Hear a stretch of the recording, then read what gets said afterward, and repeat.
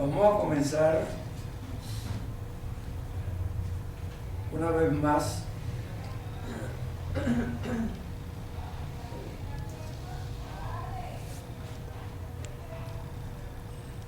tuve dificultad para venir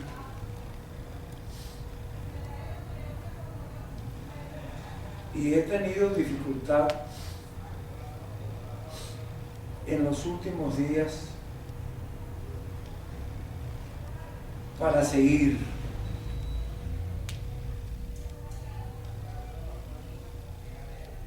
Hasta tuve la fantasía, porque fue una fantasía, que iba a detener la conferencia.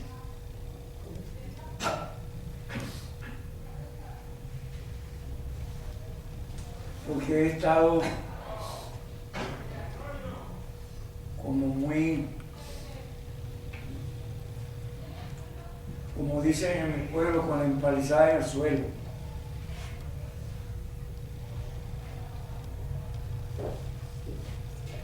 Con el ánimo bajado. Porque encuentro la necesidad de ayudar a personas y queriéndolos ayudar no lo permiten. Es como, yo lo he dicho en otras oportunidades, es como sentirse que se ha arado en el mar. El fin de semana fue para mí fuerte, catastrófico.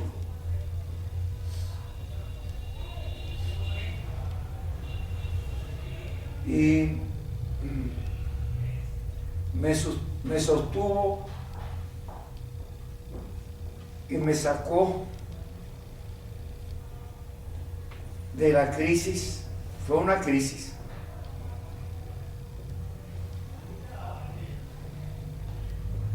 Hasta había quedado incomunicado prácticamente. No quería tener ninguna comunicación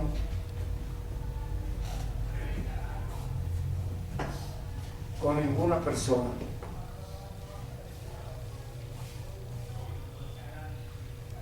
Y me sacó de ese abatimiento lo que me decía siempre mi papaito.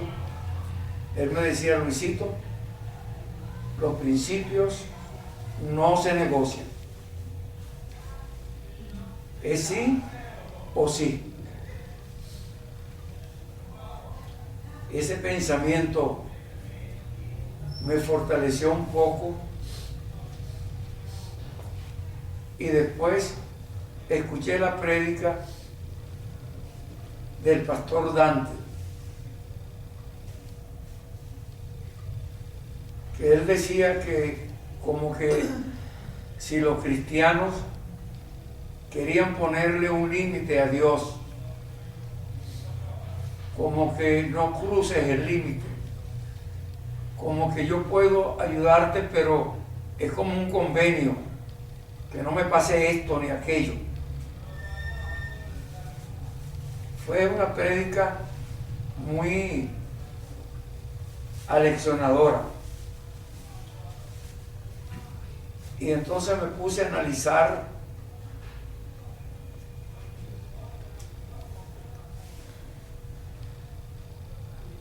la prédica del pastor Numa.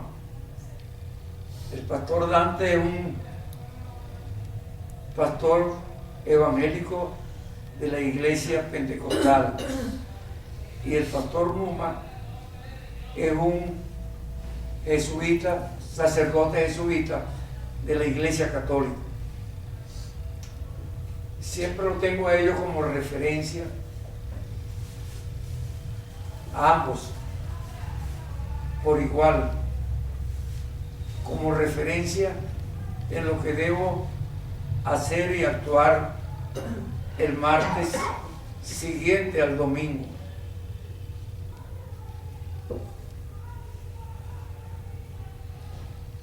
Tuve que analizar la prédica de Numa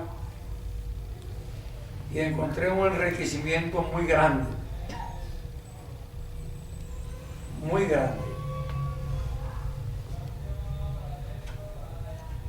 fuera de serie.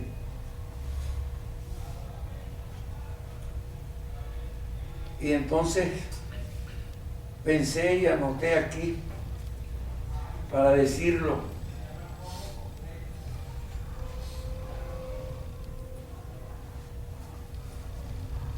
Ojalá que las cabezas, lo dije en plural, de la iglesia, lo dije en singular, comprendan lo que Cristo dijo.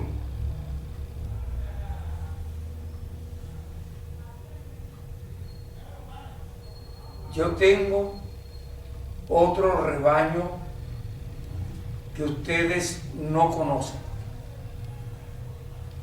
Se lo digo a los judíos de su época, cuando se sintió, posiblemente, deduzco yo, en una situación parecida a como yo me pude encontrar, porque fue atacado con todo. No hubo espacio de tiempo donde no lo atacaran.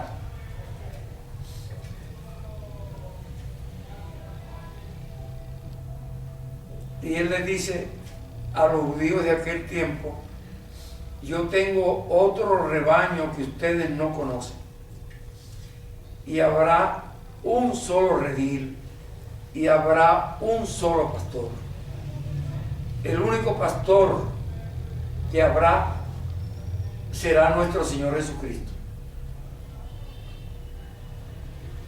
Y entonces yo, que estaba conflictuado, me puse a pensar de dónde y por qué Cristo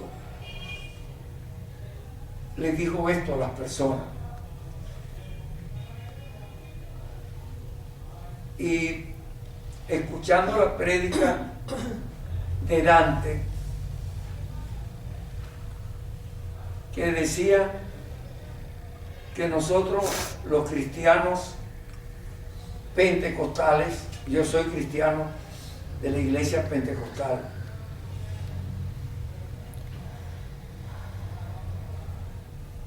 ponemos siempre y hablamos como de Tomás, ver para creer, y a veces cuestionamos esa acción de Tomás, y Dante hablaba de la credibilidad de Tomás, que no podía dudarse de su credibilidad, porque 8 días después que él dijo: necesito tocarlo para creer, después estaba en el aposento alto esperando como los otros. Eso quiere decir que él creía y tenía fe. Y cuando Cristo llega y se pone delante de ellos y le dice: paz a vosotros, eso lo escuché en la prédica de Dante. Entonces le dice Jesús al rato que él tenía que ir a un sitio donde ellos sabían que iba a ir, y le iba a pasar lo que ellos sabían que le iba a pasar. Y otra vez Tomás le dice: ¿cómo que vamos a saber a dónde vas si tú no nos lo dices? Bueno, estoy parafraseando.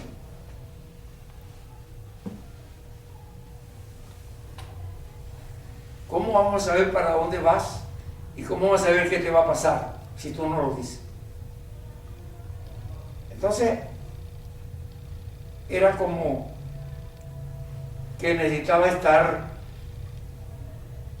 en coherencia con el pensamiento de Cristo, como con certeza de lo que pueda pasar o no pasar.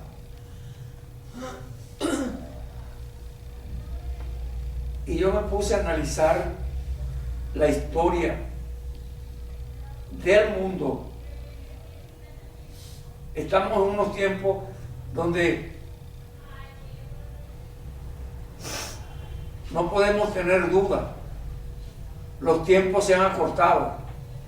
Ya está terminando el año que empezó ayer. Y no solamente eso, la maldad ha proliferado tanto que es inagotable ya, es inaguantable ya. Inaguantable.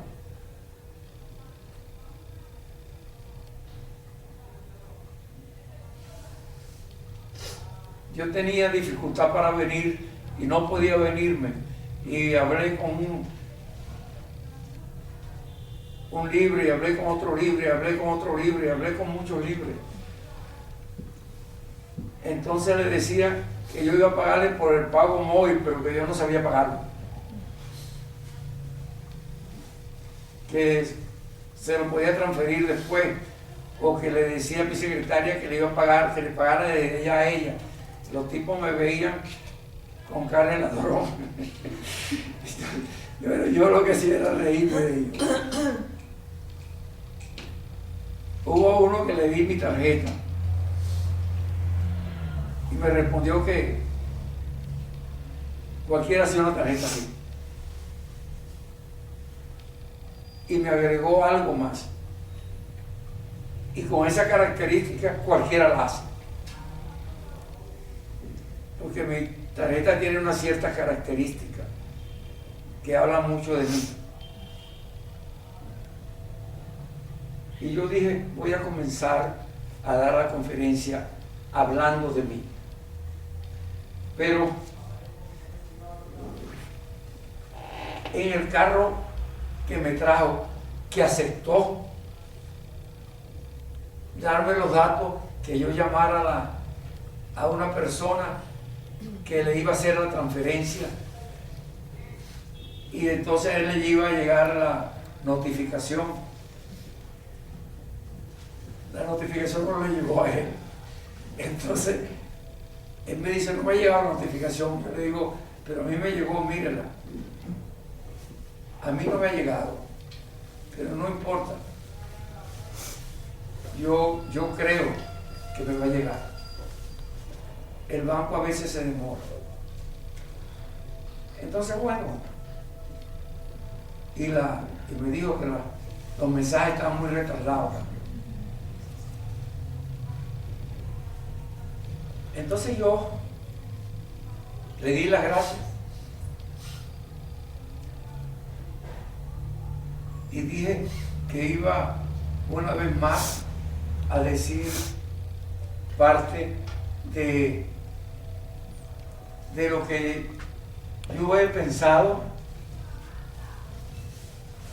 que puede justificar lo que yo he venido haciendo.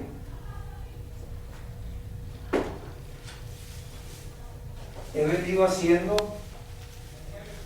desde que estaba de jefe de servicio en el Hospital de los Magallanes.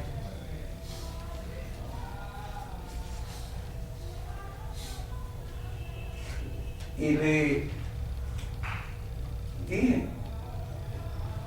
leí una comunicación que me hizo uno de los estudiantes del último semestre,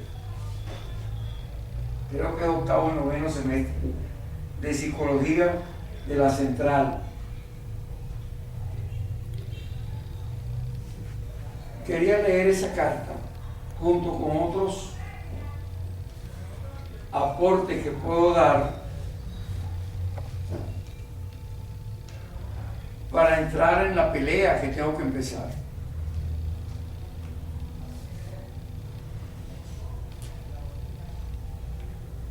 pensando en que los principios no se negocian. Tengo que empezar una pelea, que ya la empecé, pero es que como que tengo que empezarla de nuevo, porque la gente se retrotrae. Y pensando en eso, cuando venía en el carro,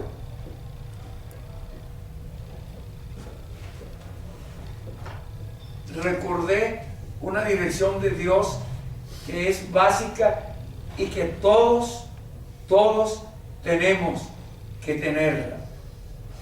Porque el mal de la humanidad está centrada en el hecho de esa incredulidad. Es una incredulidad. Y comprendí en el carro cuando venía pensando en esa incredulidad, la gente está en su interés personal. Por eso la maldad ha proliferado, porque no se siente la necesidad del otro, sino la necesidad personal.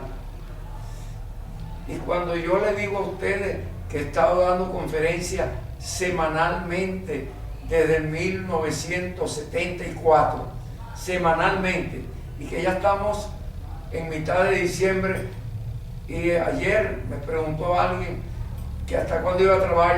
Yo le dije, yo no sé hasta que el cuerpo aguante, fue lo que le dije. Y es importante que podamos tener claro lo que acabo de decir. Dios establece un principio básico, inquebrantable. Toda cabeza es puesta por Dios. Toda autoridad que es la cabeza es puesta por Dios. Y el que se opone a la autoridad, a la cabeza, a Dios se opone. Por eso el mundo está como está. La autoridad natural en el ser humano, que Dios lo ha puesto como representante de Él en la existencia humana, son los padres.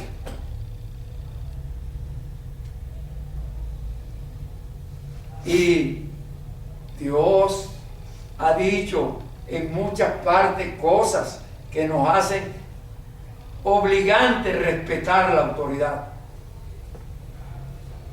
Y la autoridad de los padres es inquebrantable.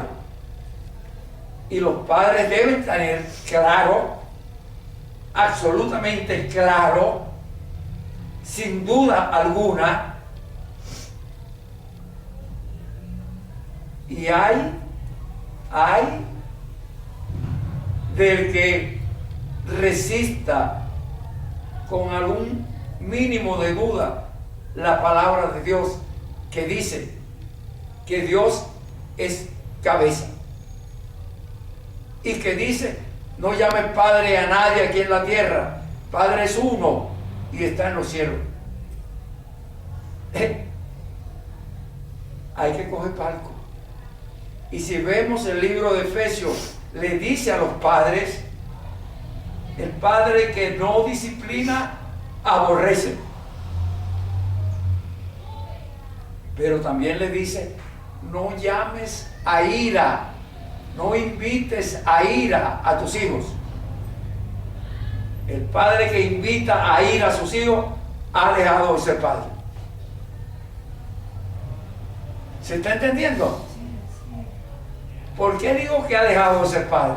Porque un padre tiene como misión importante, primera misión, igual que toda cabeza, misión importante, primera misión, proteger. El padre que no protege no se llame padre. La cabeza que no protege no se llame cabeza. Es absolutamente necesario poder entender lo que acabo de decir.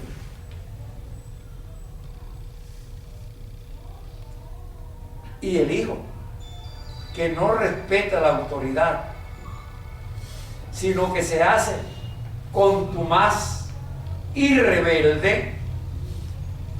¿Qué quiere decir contumaz y rebelde?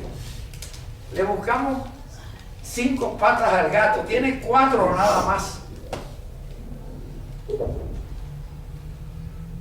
El gato no tiene 5 patas, tiene 4 nada más. El hijo contumaz y rebelde es el que se revela a la disciplina del hogar, que es puesta por el padre, que es cabeza del hogar.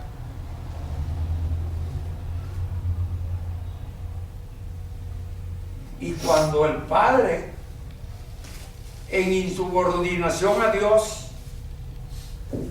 invita al hijo a ira, o cuando los hijos en insubordinación a Dios invitan a los padres, no a ira.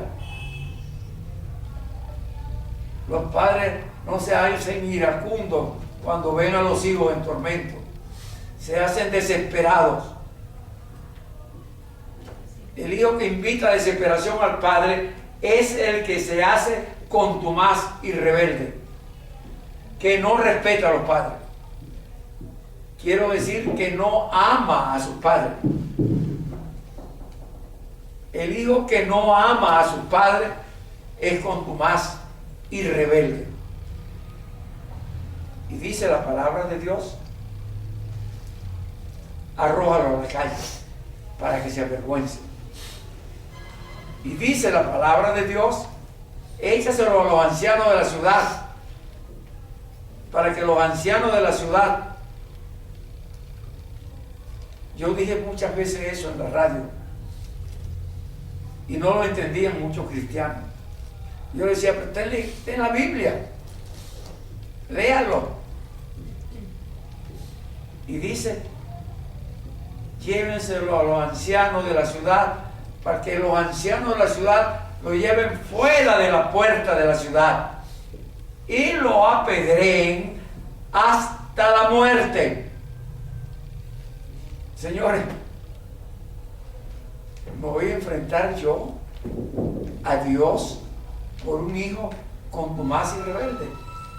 Eso es una idolatría. Y la Biblia lo dice claramente: no tendrás otros dioses delante de mí.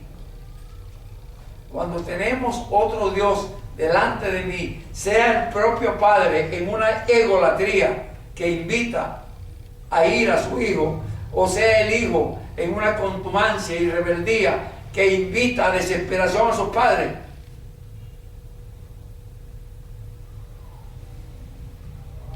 se está faltando el principio más importante de la Biblia: no tendrás otros dioses delante de mí. El principio más importante de la Biblia. La egolatría y la idolatría llevó al pueblo de Israel 75 años de esclavitud a Babilonia. Lo pasamos por alto, no lo discernimos, no lo analizamos. Tomamos a la palabra de Dios a la ligera, interpretándolo por lo que la palabra dice. No, amigos míos, interpretemos la palabra de Dios por lo que el espíritu de la palabra dice. Hay un ejemplo claro. A Cristo le criticaron los judíos de su tiempo fariseos, que trabajaba el día sábado. Y la ley establece que no se trabaja el día sábado. Y Cristo le respondió, interpretando con el espíritu de la palabra: mi padre y yo trabajamos el sábado. ¿Para dónde van a coger? Dijeron que no se lavaban las manos antes de comer. Y él le dijo: el que está limpio no necesita lavarse. Pero la Biblia, la ley lo dice. Pero él dijo: el que está limpio no necesita lavarse. Lo que hace daño al hombre no es lo que entra por la boca, que la mano lo ha ensuciado. Estoy parafraseando. Lo que hace daño al hombre no es lo que entra por la boca, que la mano lo pudo haber ensuciado. Lo que hace daño al hombre es lo que sale del corazón del hombre. Y del corazón del hombre salen dos cosas: o amor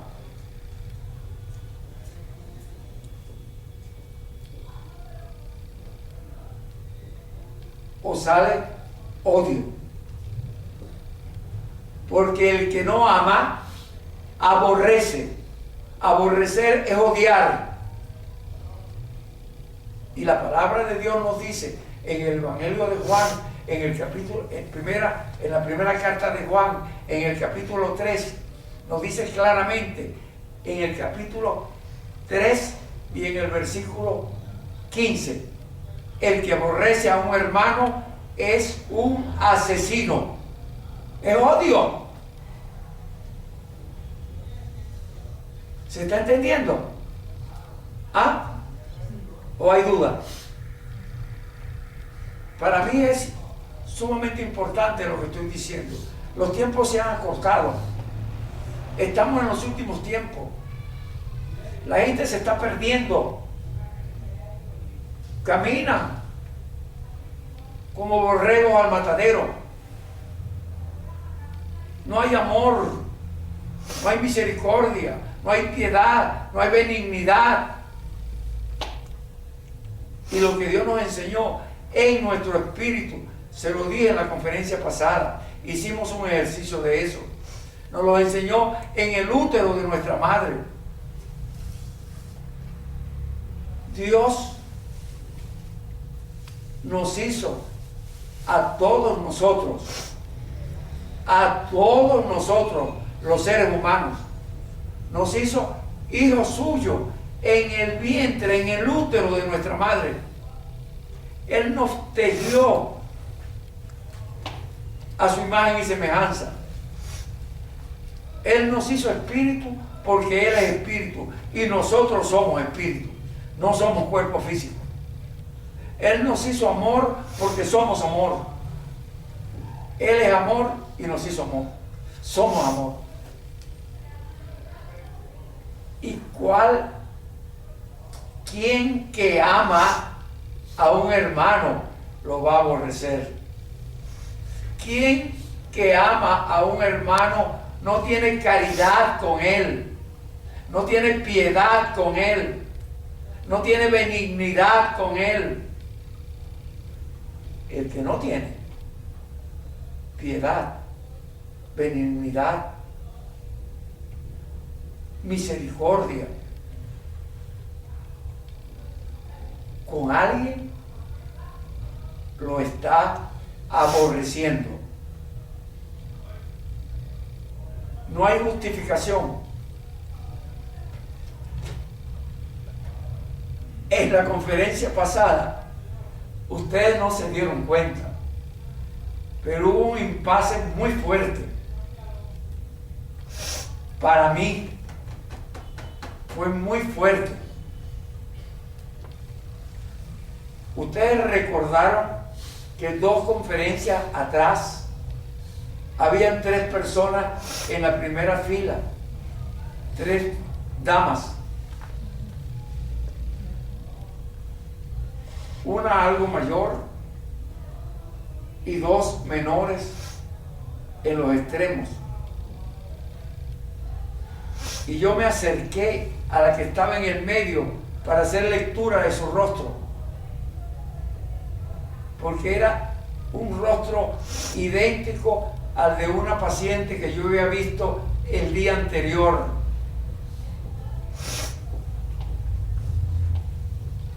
Que estaba rompiendo con su esposo y no quería ninguna reconciliación con él. Y tenía dos hijos, uno en silla de ruedas de 10 años y el otro de más o menos 12 años. Y los dos hijos le decían a ella: ¿por qué no podemos vivir con papá? Yo no sé si ella le dijo lo que me dijo a mí, pero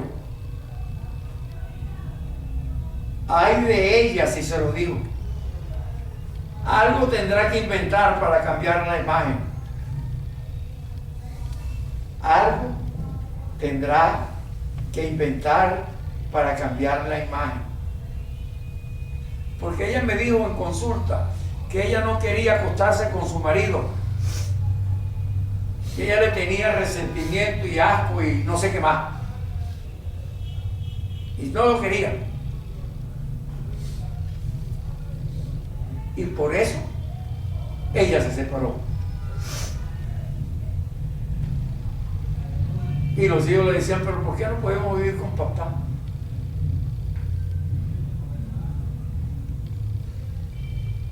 Entonces yo le pregunté a ella y se lo dije en la conferencia. Está grabado en la conferencia, en la penúltima conferencia. Eso quedó grabado. Yo le dije: de cada 10 veces que tienes relación sexual, ¿cuántas veces tienes orgasmo y cuántas veces te quedas sin orgasmo? Y ella me dijo: a veces, de cada 10 veces, podré tener 2 o menos. Yo le dije: tiene un síndrome de evitación sexual, tiene una provisión de pareja, y eso está en tu rostro. Eso se lo dije a la muchacha que estaba ahí. Está grabado en tu rostro. Entonces me acerqué allá y le dije: también está grabado en el tuyo. Y me acerqué allí a hacer el análisis del rostro y le hablé de la provisión de pareja.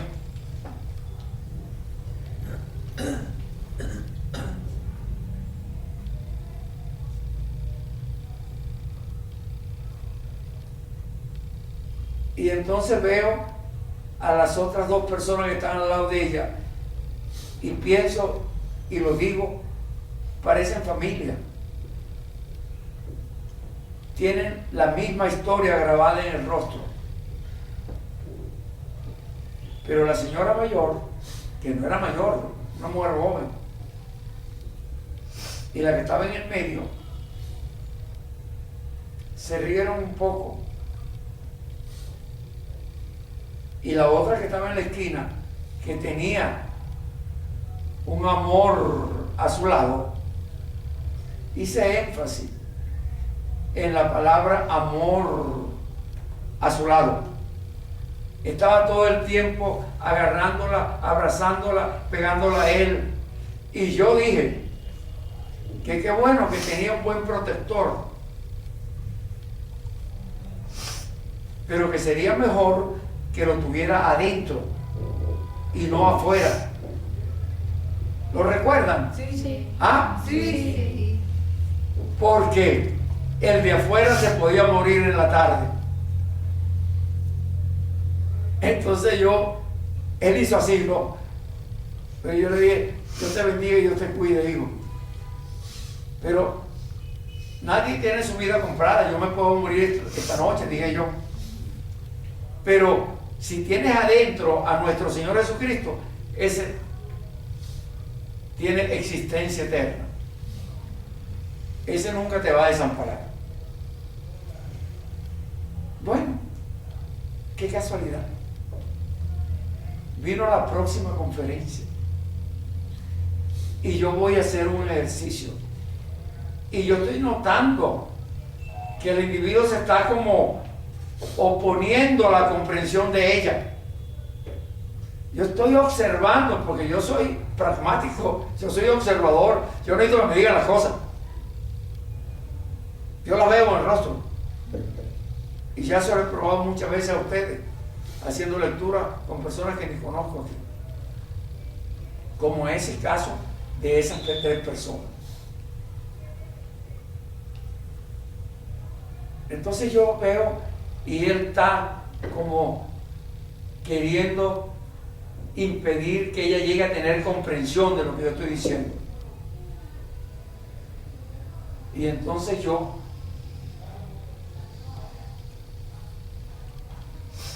que no le guardo tapujo a nadie, dije, el que no quiera hacer el ejercicio que voy a hacer, que se vaya, porque yo no quiero que esté aquí con los ojos abiertos, y si se queda aquí, que cierre los ojos, porque no quiero que esté con los ojos abiertos, porque me va a perturbar en el ejercicio.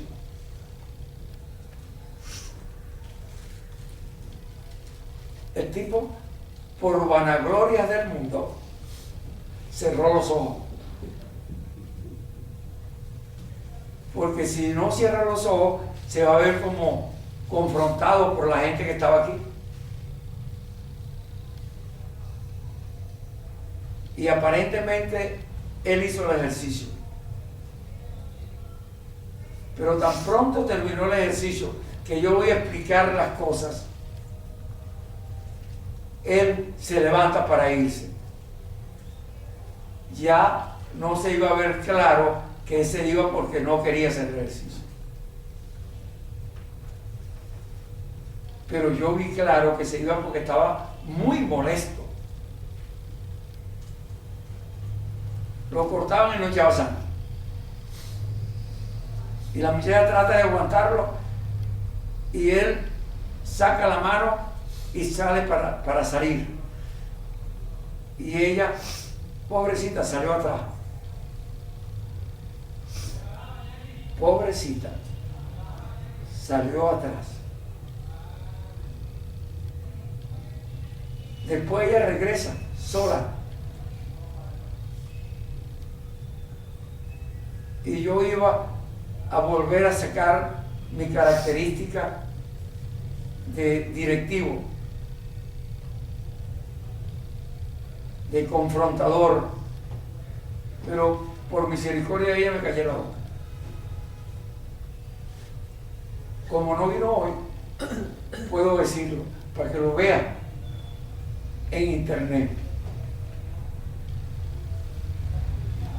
Ese hombre la va a hacer desgraciada. Ese hombre es un egoísta, no tiene amor ágape por ella, tiene amor por sí, lo que de ella va a conseguir, no lo que le va a dar a ella. ¿Se está entendiendo eso? Sí. Ojalá y no estén casados, porque si están casados se van a separar.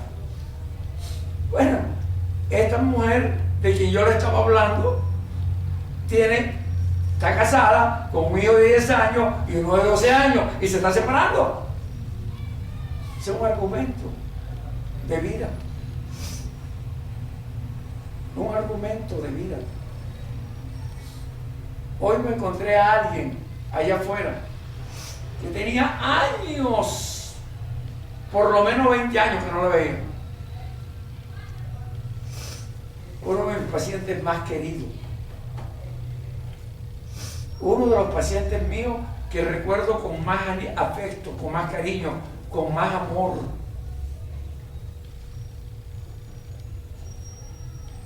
Cuando la veo me sorprendo y la saludo.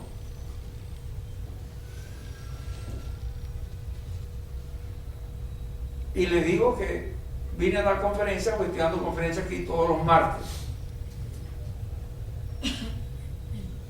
Y le dije, a esta hora, en realidad no a esta hora, venía retrasado por todos los episodios que le conté. Pero la conferencia debería empezar a las 1:30 y más o menos termina alrededor de las 5 de la tarde. Ella me dice, ay, yo salgo del trabajo a las 12, voy a poder venir. Digo, qué bueno. De las personas más amadas por mí, era una persona que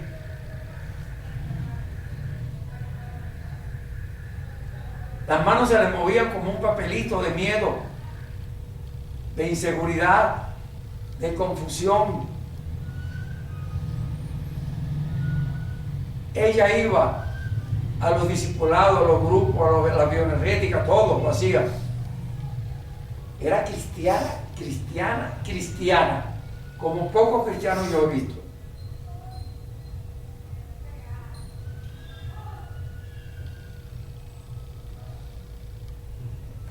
Ella vivía por ahí, por los lados de La Vega. Y un día me dice que había un hombre que le gustaba. Y yo, cuidado, Ramonito. Ella se hizo famosa en la clínica porque ella contaba un cuento del pañuelito blanco,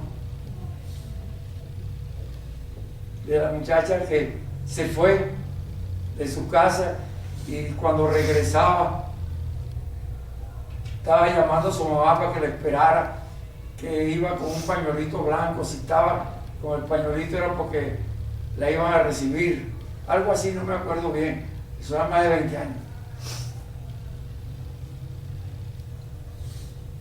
Pero aquí hay varias personas que recuerdan ese episodio. Levanten la mano los que recuerdan el episodio. Levanten la mano. Allá levantó uno la mano. Más nadie lo levantó.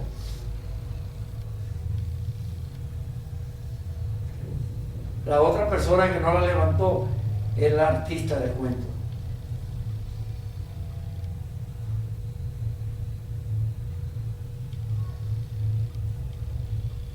Bueno, ojalá cuando ella me mandó la información de que había alguien que le gustaba, yo le dije, ten cuidado, tú tienes una casa, pueden estar atrás de tu casa, ten cuidado, tú eres demasiado inocente. Era inocente.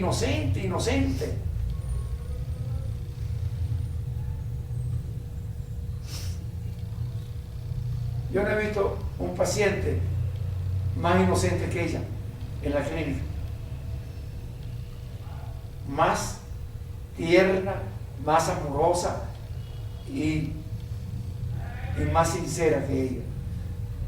Para mí, ella era una estrella del cielo puesta en la tierra.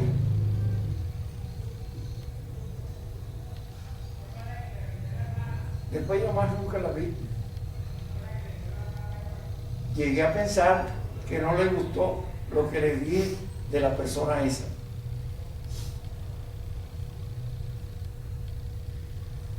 La advertencia que le di. Llegué a pensar eso. Pero vuelvo al contarle la historia, a recordar, en realidad la única cabeza que ella tenía en ese tiempo era yo, porque su mamá nunca fue cabeza de ella, su papá tampoco fue cabeza de ella. Creo que la abuela fue que le dejó una casa donde vivía, si mal no recuerdo. Allá estoy viendo a aquella que lo está recordando y me está haciendo señas que sí es así. Ella estaba en aquel tiempo ya.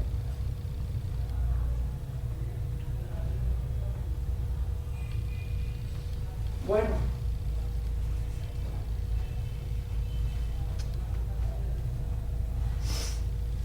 cuando le cuento todo esto, es porque quería aseverar lo de la cabeza. El que es cabeza es para proteger.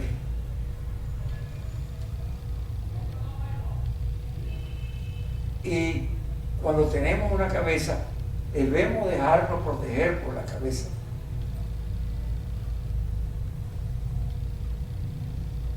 Yo me acuerdo que lo dije muchas veces en la radio. A mí no me gusta repetir eso, pero a veces tengo que repetir las cosas.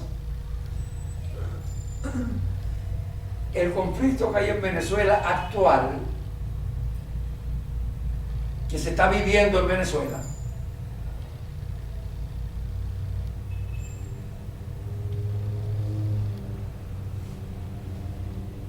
es un conflicto que arrancó cuando a alguien se le ocurrió atacar la cabeza del país en la célebre Plaza Altamira.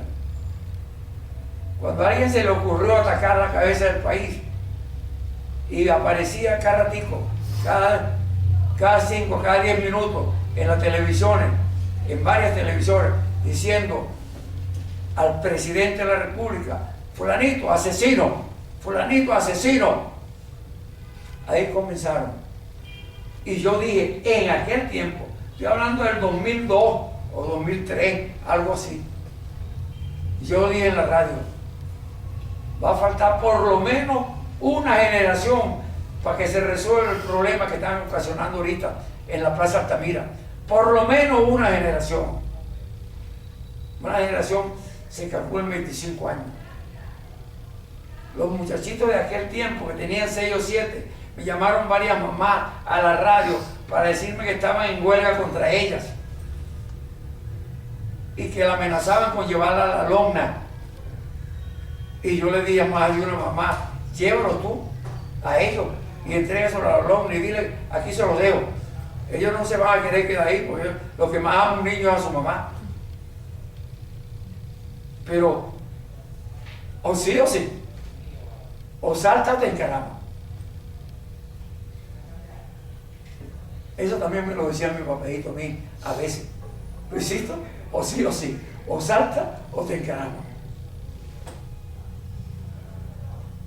Y eso es importante. Los muchachos de aquella generación, la hija del presidente de la República, tuvieron que sacarla de la escuela. Estaba en kinder, en pre-kinder.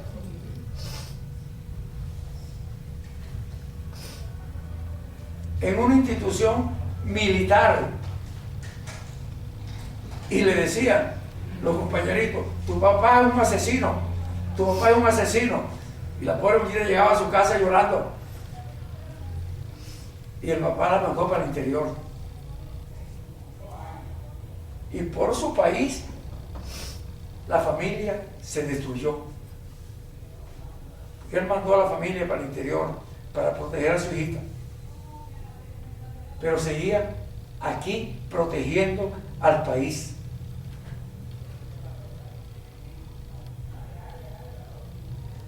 Consecuencia de esa acción de la Plaza Altamira fueron los guariperos del año 17, no sé si es 17 o 18.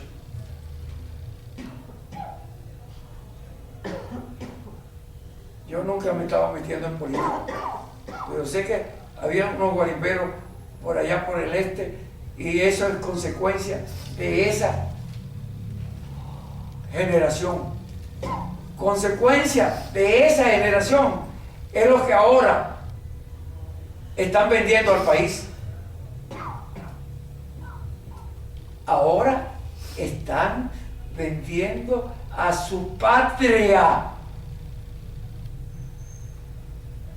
Yo les decía que no nos preocupemos por eso, que Venezuela es un país de Dios, que tenemos la bendición de Dios.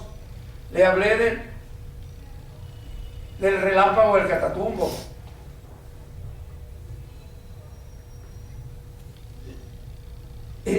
Y hay secretos de Estado que hablan de riqueza que no están publicadas y no la quieren publicar, por eso está en secreto. Por eso está en secreto de Estado. Hay riqueza incalculable en los Andes y en los llanos de Venezuela. Tenemos al país más rico del mundo. Por eso nos tienen la mano y la vista puesta. Por eso nos quieren asaltar y robarnos y dividirnos en 5 naciones distintas. Ya eso lo había dicho el Libertador.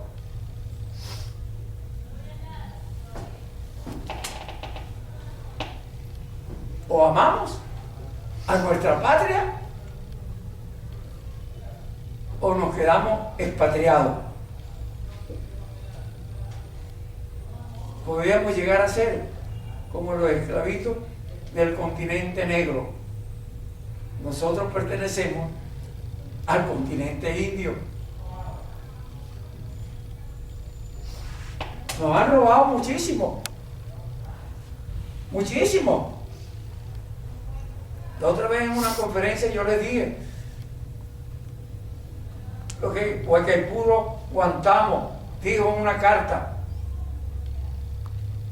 más de 17 millones de kilos de plata, 17.000 millones de kilos de plata se llevaron los conquistadores europeos.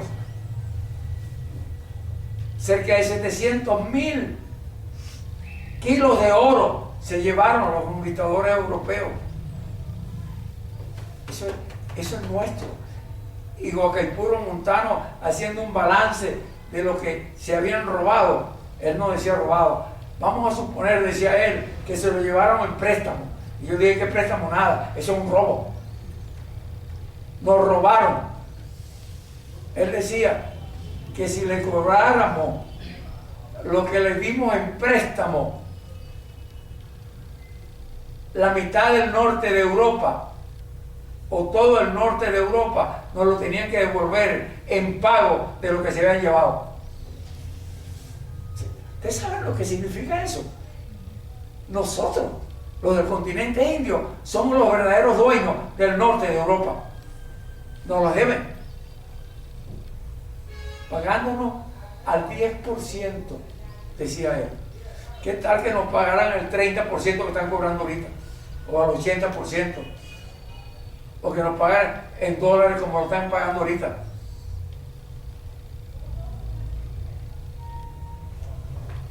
Yo no le venía a hablar nada de eso.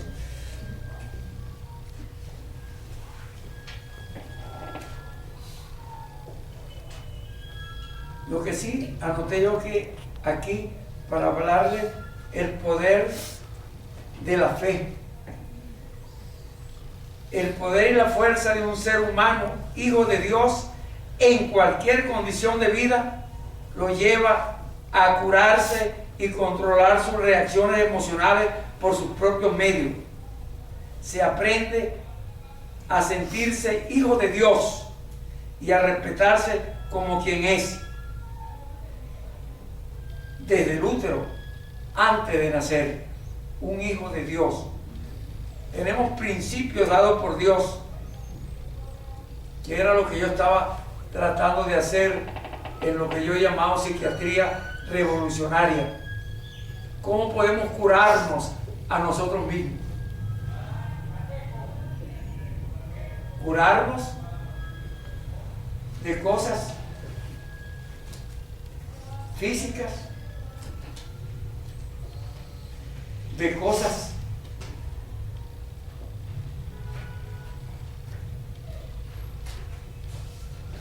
mentales,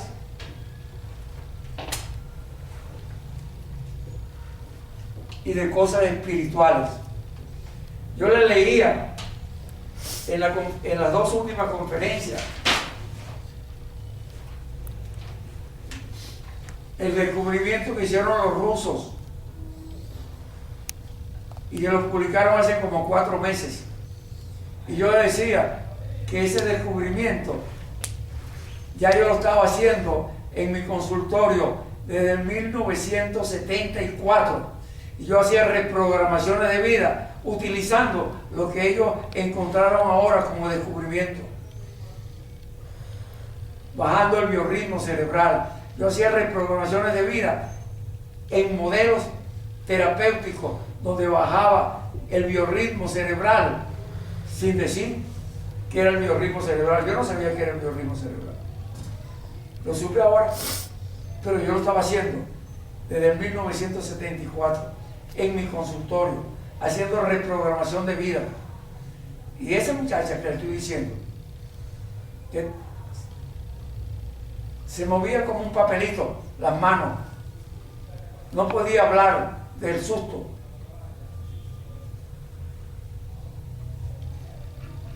Ella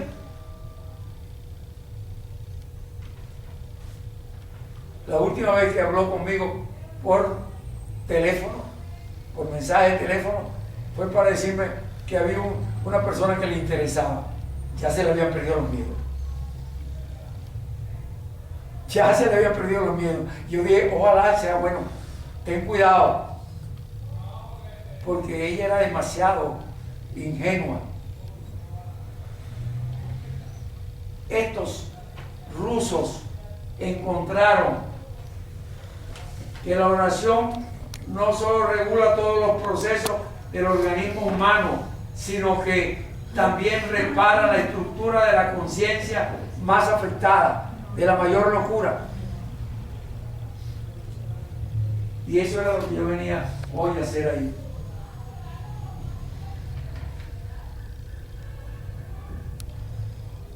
Dice que ellos descubrieron algo que resulta difícil de creer: medir el poder de la oración registrando los electroencefalogramas de algunos monjes al momento de orar. Lograron captar un fenómeno extraordinario: la desconexión completa del córtex cerebral. En eso se fundamenta la terapia que yo he venido proponiendo de psiquiatría libertadora, que la comencé a actuar en el Hospital de los Magallanes y le puse un nombre: técnicas activas de reactivación consciente. Traer del inconsciente las cosas que perturban y vivirla en situación de quietud, de tranquilidad. Dice ellos aquí: es un hecho sabido que las enfermedades son provocadas también por situaciones graves y sucesos que nos quedan grabados en la mente. Al orar, sin embargo, las preocupaciones quedan en un plan secundario e incluso desaparecen totalmente. De esta manera se hace posible el restablecimiento psíquico, moral, quiere decir espiritual, y también físico. En base a esto, yo había querido empezar la conferencia de hoy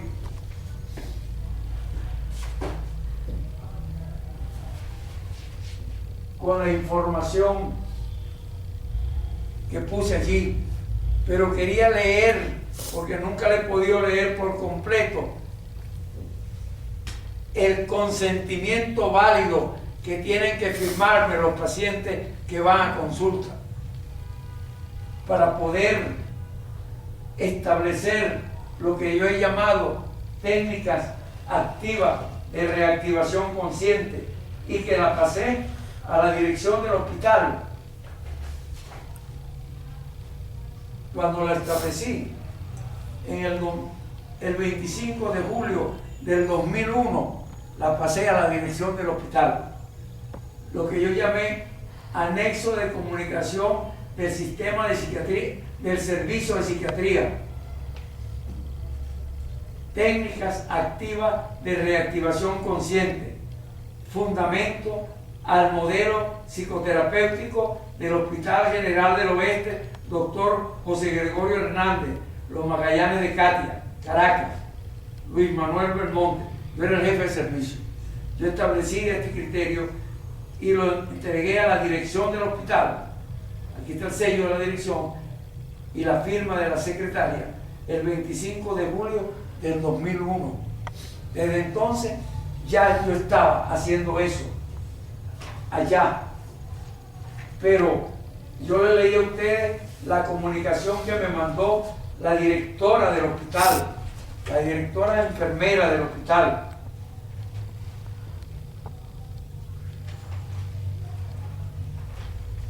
Y también su adjunta, cuando me daba las gracias porque yo había estado dando cursos a todo el personal del hospital para que pudieran aceptar a los pacientes psicóticos. Tuve eventos conflictivos porque era muy difícil integrar a los pacientes psicóticos en las salas generales. Las enfermeras no lo toleraban, los médicos no lo toleraban, los pacientes psicóticos, pobrecitos, no lo toleran ni en su casa. Entonces, una enfermera graduada, directora de un servicio de psiquiatría, vino a hacer cursos postbásicos de psiquiatría y me hizo esta carta. Yo se la leí a ustedes en una oportunidad. En las otras conferencias están otras cartas, pero esta me parece adecuado leerla de nuevo ahora.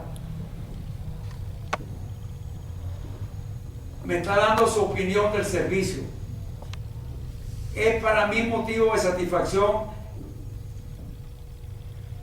el estar realizando pasantía por este servicio como enfermera profesional integrante del curso postbásico de administración de los servicios de enfermería, ya que en él he obtenido la experiencia y los conocimientos psiquiátricos necesarios para el desempeño de mis funciones como enfermera jefa del hospital psiquiátrico donde trabajo. Ella era jefa de un hospital creo que de Falcón. El aprendizaje obtenido en este servicio ha sido muy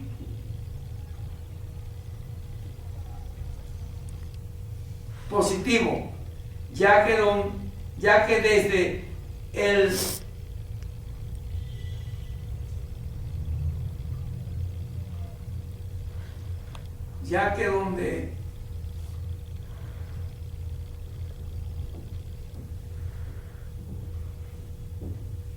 desde el punto de vista profesional me da la oportunidad de transmitir estos conocimientos al personal de enfermería del hospital donde trabajo y desde el punto de vista personal me han ayudado en mi crecimiento y desarrollo personal. Mi opinión es que este es un servicio modelo en psiquiatría, ya que por medio de la asistencia a los grupos y a las conferencias he observado y comprobado que las técnicas psicoterapéuticas que se aplican a los pacientes son las mejores y más modernas en comparación a la utilizada en otros hospitales psiquiátricos a los que he asistido en plan de aprendizaje.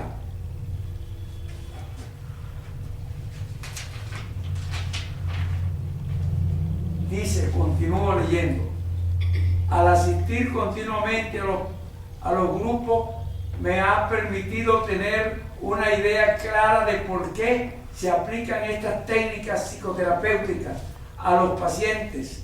Considero que el asistir continuamente a los grupos es importante, ya que nos permite conocer la conducta de los pacientes desde su ingreso y los cambios que estos experimentan con esta forma de psicoterapia hasta llegar a su recuperación.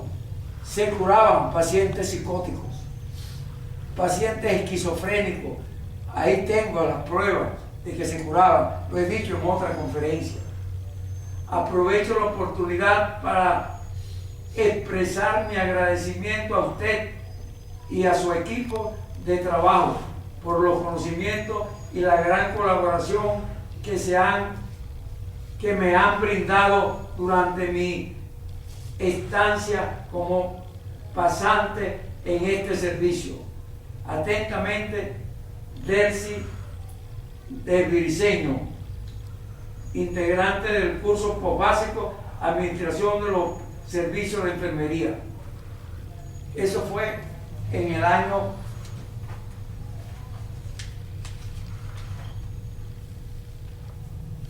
8 de agosto del 89. Eso fue en el año 89. Ya yo estaba haciendo esto antes de la célebre Plaza Altamira. Es importante el que pueda informarle esto, porque Venezuela debe saber, tiene que saber que aquí habemos personas que hemos estado trabajando por el país. En el caso mío, yo le he estado diciendo que he dado conferencias en 1974 semanalmente, pero ya yo hacía desde en la década del 60. Yo llegué a ser jefe de servicio de obstetricia de un hospital de sanidad del país, y siendo jefe de obstetricia ya enseñaba a las señoras cómo debía ser el trato con sus hijos para que no llegaran a ser como los pacientes que encontré en el hospital psiquiátrico de Caracas en la década del 50, por lo cual yo me iba a salir de la escuela de medicina para irme a estudiar ingeniería. Pero ver el nacimiento del primer niño que vi en la maternidad Concepción Palacio me llevó a la decisión de quedarme en medicina y hacerme obstetra. Y habiéndome hecho obstetra, fui recomendado por la maternidad Concepción Palacio como jefe de servicio de una ciudad del interior, de servicio de obstetricia. Allí tuve el primer encontronazo con médicos.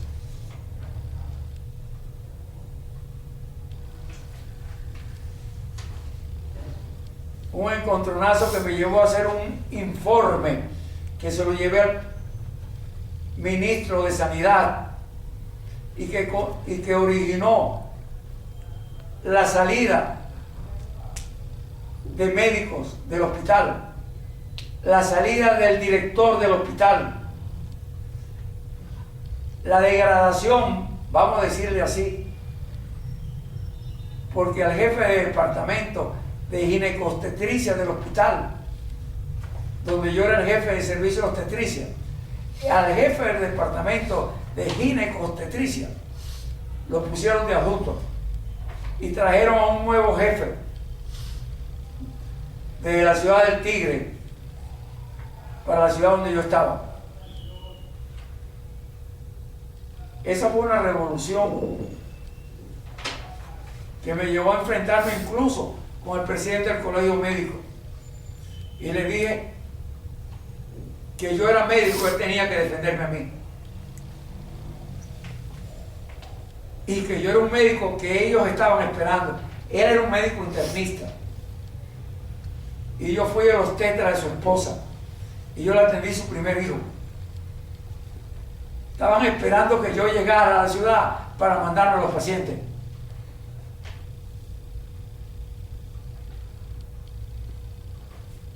Pero era una ciudad que se caracterizaba por un enquistamiento de las personas de la ciudad, como que si eran los únicos que tenían derecho. Y llegué yo ahí, era un peleador nato. Y rompí ese cuadro. Rompí ese cuadro. Me enfrenté a toditos.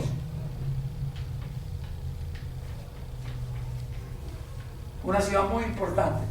El jefe de la zona oriental, para quitarse el problema de encima, me sugirió: Belmonte, te voy a mandar de jefe de servicio del hospital de Bolívar, y allá vas a ser no solamente jefe de servicio, sino que vas a ser también profesor universitario de obstetricia. Y yo le dije: no, doctor, yo no acepto eso. Pero Belmonte, ¿qué quiere que haga? Lo que yo quiero que haga, doctor, es que haga lo que debe hacer, lo que tiene que hacer. Aquí se están muriendo niños por desidia, por irresponsabilidad, y yo no lo voy a aceptar. Se han muerto señoras por irresponsabilidad, y yo no lo voy a aceptar.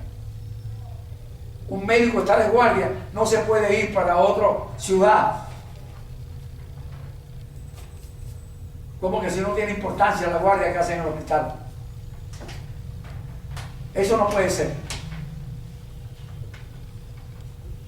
Además, quiero decirle que cuando a mí me nombraron jefe de servicio aquí, de esta ciudad, ya yo era profesor de la Universidad Central de Venezuela. Yo era profesor, yo daba clases de anatomía en la Universidad Central de Venezuela. Y me vine para acá. Así que resuelva lo que tiene que resolver. Y si a mí es que tienen que votarme, vótenme. Pero vamos a pelear. Si a mí es que tienen que votarme, vótenme. Pero vamos a pelear. Tuvo que ir el ministro a resolverlo. Y el ministro lo resolvió.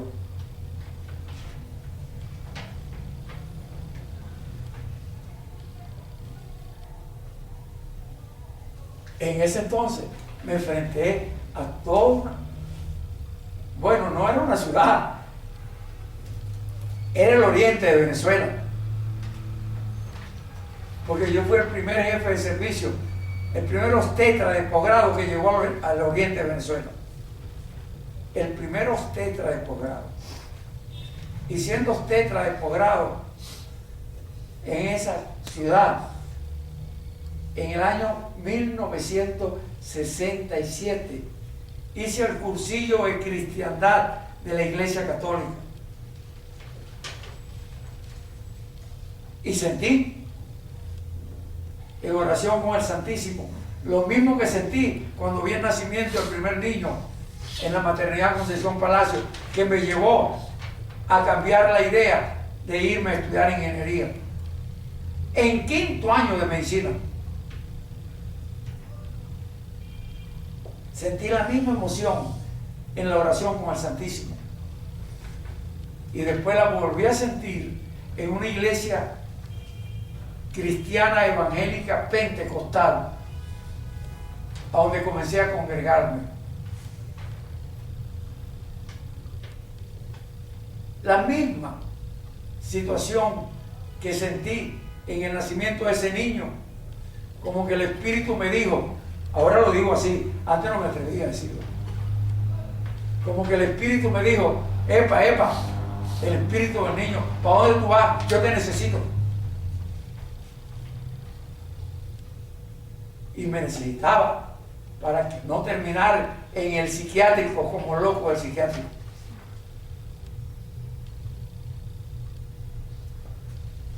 Esto es importante.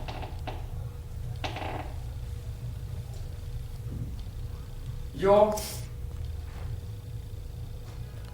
iba a leer lo que ya leí, pero voy a concluir lo que nunca he concluido. He querido comenzarlo en diferentes oportunidades y lo he dejado por mitad. lo que yo he llamado consentimiento válido, que todo el que entra a mi consultorio a tener terapia conmigo tiene que firmarme este consentimiento válido.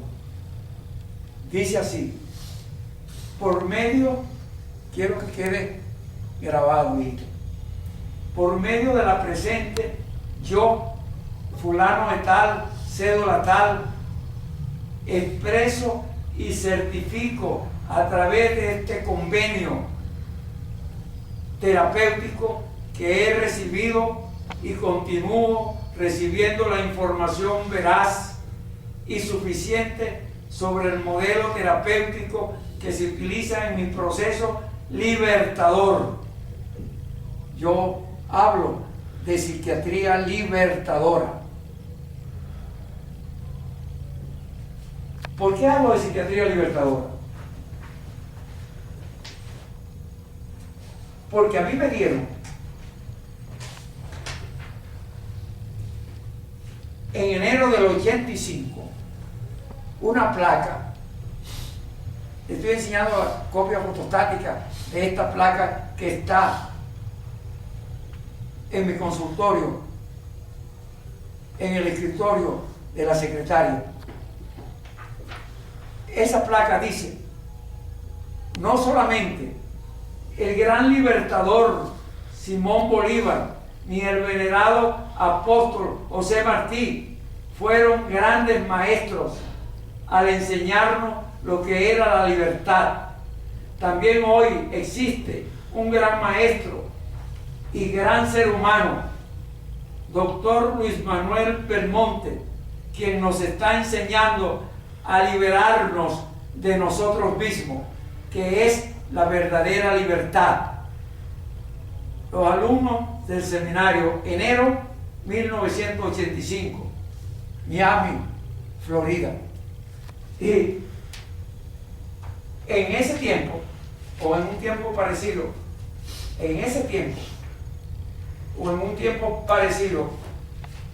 me dieron una designación honorífica en esa ciudad. Me la dio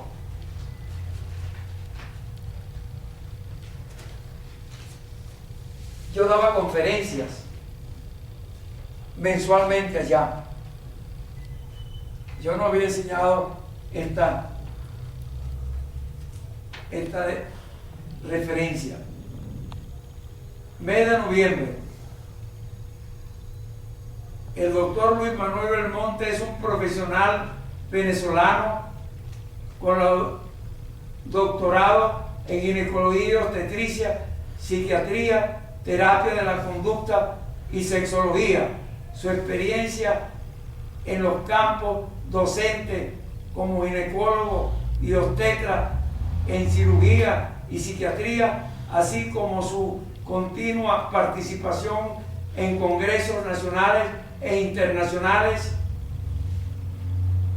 y en asociaciones en el campo del análisis transaccional, lo respaldan ampliamente como orientador de la conducta humana. El doctor Belmonte ha estado guiando con su seminario a cientos de personas en la comunidad de Miami por espacio de más de 3 años.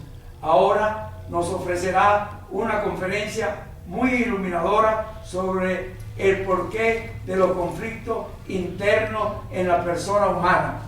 ¿Se está leyendo? Mes de noviembre, conferencia jueves 13, enfermedades psicosomáticas, como nuestra mente proyecta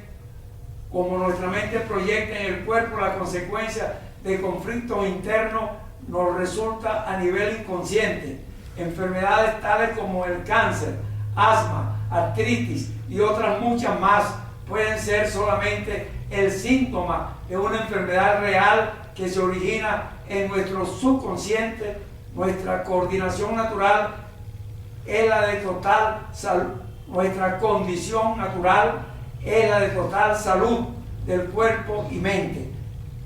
Nuestra condición humana, hijos de Dios, es una condición natural, total salud de cuerpo y mente. Eso es lo que están ahora publicando los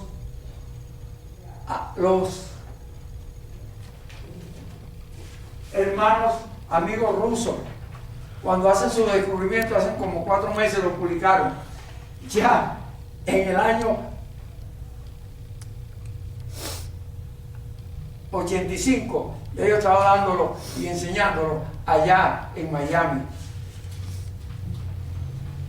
Aquí el viernes hay otro seminario, conflictos internos y sus posibles soluciones. ¿Por qué actuamos como actuamos? ¿Por qué somos como somos? Causa y origen de estrés, tensión. Los rusos hablaban del estrés que se resolvía bajando el biorritmo cerebral. Y yo estoy hablando aquí de las causas del estrés. Conozca el origen de las programaciones y cómo nos afectan en nuestra vida actual. Conozca el origen de las programaciones que se nos hacen desde que nacemos y cómo nos afecta en nuestra vida actual, en los roles de familia, pareja, profesional y social. Aprenda a influir positivamente en las personas que nos rodean, en el rol social. Esto es importante ya en esa fecha. Y como consecuencia de eso que hacía, me dieron un reconocimiento en esa ciudad. El comisionado Demetrio Pérez, aquí lo dice en inglés, reconnaissance, creo que es reconocimiento. Doctor Luis Manuel Belmonte, por cuanto este prestigioso profesional de la patria de Bolívar es uno de los más destacados valores culturales y científicos de nuestros países latinoamericanos, cuya dedicación y entrega a la enseñanza de lograr una armonía en la conducta humana nos acerca más a la obtención de la ansiada y siempre buscada felicidad. Por tanto, damos la más cordial salutación al distinguido visitante, doctor Luis Manuel Belmonte, que con su dedicación y su divulgación científica contribuye a fortalecer la cultura de nuestro progresista área mayamense. ¿Se está leyendo? Dice aquí, Demetrio Pérez, City of Miami, comisionado de la ciudad de Miami. Octubre de 1985. 18 de octubre de 1985. ¿Se está viendo? ¿Se ve claro? Esto fue el comisionado de la ciudad de Miami quien hizo ese reconocimiento.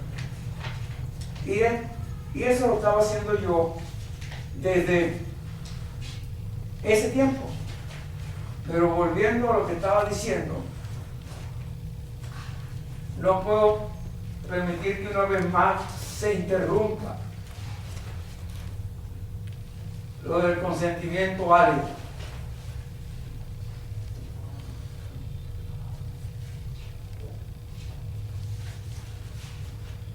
Así que lo voy a concluir.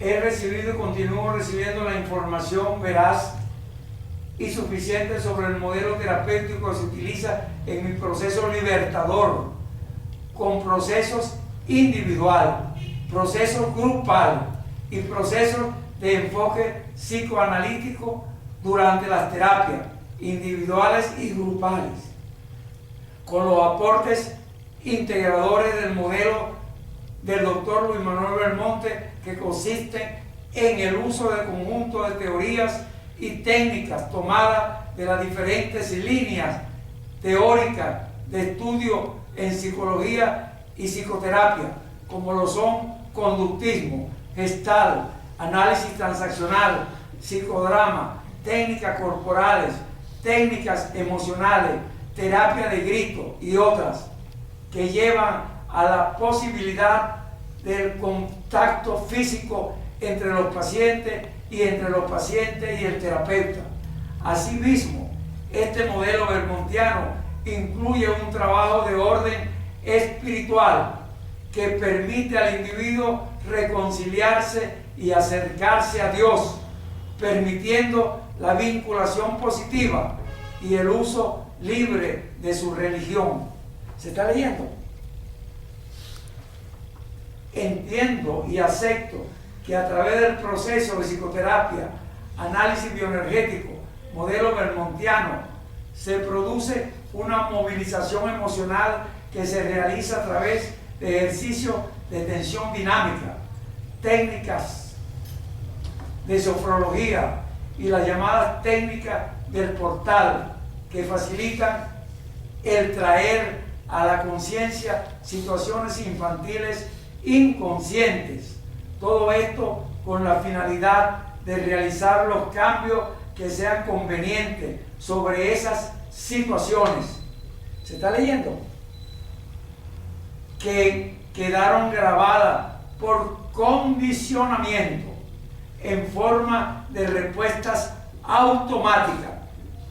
Aprendemos pragmáticamente por un aprendizaje cotidiano y se condiciona lo que aprendemos en nuestra mente inconsciente y vamos a actuar automáticamente sin razonar frente al conflicto.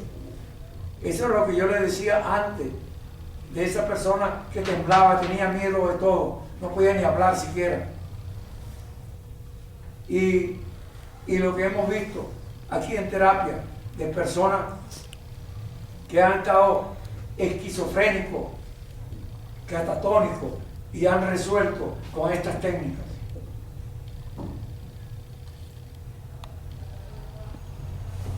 Entiendo y acepto que a través del proceso de psicoterapia, análisis bioenergético, modelo vermontiano, se produce una movilización emocional que se realiza a través de ejercicios de tensión dinámica, técnica de sofrología y la llamada técnica del portal, que facilitan el traer a la conciencia situaciones infantiles inconscientes. Todo esto con la finalidad de realizar los cambios que sean convenientes sobre esas situaciones que quedaron grabadas por condicionamiento en forma de respuestas automáticas y que impiden el desenvolvimiento adecuado de las relaciones interpersonales, de la sanidad somática del cuerpo, enfermedades del cuerpo y psíquicas. Y yo puse aquí, entre paréntesis, enfermedades psicosomáticas. Comprendo y acepto además que este proceso es doloroso y que una vez se manifieste el recuerdo, bien sea por emoción, por pensamiento, por conducta en mi cuerpo o como vivencia total, se requiere que siga las instrucciones del terapeuta para poder cambiar visceralmente, quiere decir internamente, la respuesta corporal, es decir, cambiar la decisión infantil que se tomó sin recursos para sobrevivir. El niño toma decisiones porque no tiene recursos para sobrevivir en el medio en que está. La descalificación produce muerte, muerte física. La descalificación en un niño recién nacido produce marasmo infantil que se traduce en muerte física. La descalificación en niños o desde que nacen o en los primeros meses de nacido va a producir autismo. Más grave no puede ser.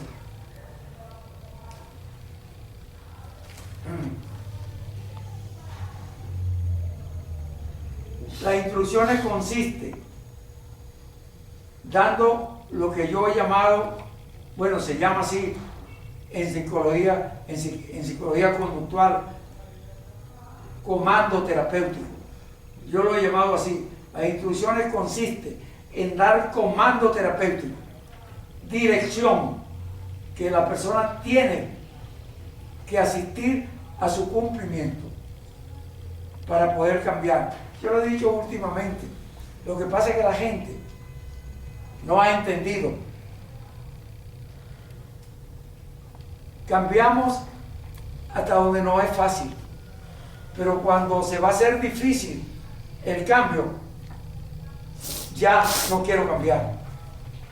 Por ejemplo, las mamás y los papás llevan a sus hijos a terapia, pero cuando ya el muchacho está cambiando y ya está comenzando a tener decisiones propias, ellos lo sacan de la terapia. No, ya está bueno. Ya ese tipo está muy loco.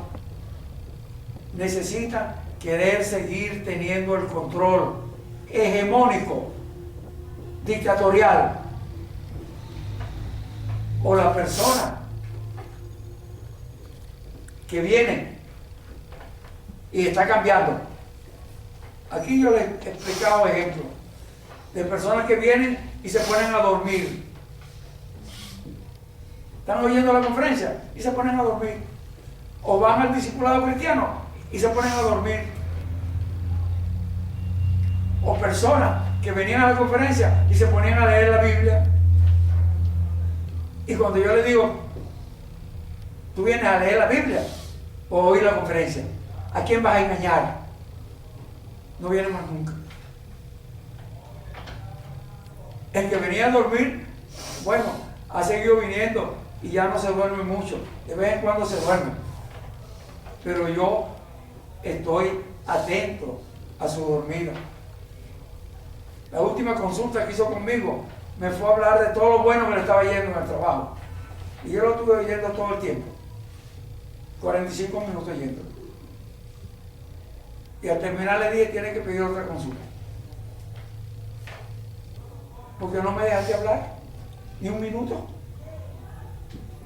Si pediste la consulta para tú hablarme, te felicito. Y te felicito por todo lo que me has dicho. Si es que eso es verdad. Pero en una terapia vamos a interactuar para saber cómo se bate el cobre. ¿Se está entendiendo? Sí. Entonces, es importante lo que le estoy diciendo. El niño actuó. Eso no es nada. Yo le he dicho últimamente, hay personas que están acostumbradas a comer en su plato, que no lo limpian.